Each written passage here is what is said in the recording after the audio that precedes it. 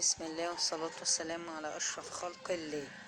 ازيكم؟ كل عام وانتم طيبين. جايالكم بسحور خفيف وجميل ونقفل الترند على كده بقى. محشي الفلفل بالجبنة والشيتوس. هما بيعملوه بالتاسك.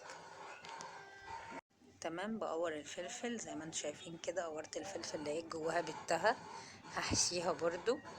احنا هنعمله بقى بالشيتوس. جبت جبنة كريمي بطعم الجبنة الرومي وواحدة بالبسطرمة. قلت عشان انوع واحدة وواحدة. كان جميل والله، تجربة حلوة الصراحة. عادي كأننا بناكل جبنة يا جماعة وفلفل، بس هو احنا حاشين الفلفل بالجبنة والشيتوس تغيير. بصوا بالشكل الجميل ده، شكله تحفة وطعمه تحفة. والولاد فرحوا قوي، عملوا معايا فكانوا مبسوطين. جبت شيتوس حار طبعا. بصوا الجمال. انا بقى بحب الشيتوس ده الصراحة. قلنا حاجتنا اللي احنا عارفينها وعارفين طعمها. هحشي بقى كده عشان ايه؟ ناكل بقى ونقرقش براحتنا.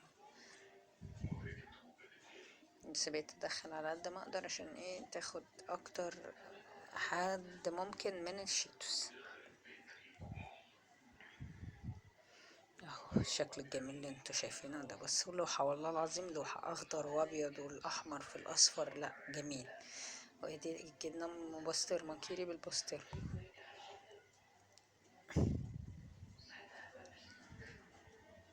اهو عملت كل بقى الفلفل لكل واحد واحدة وواحدة.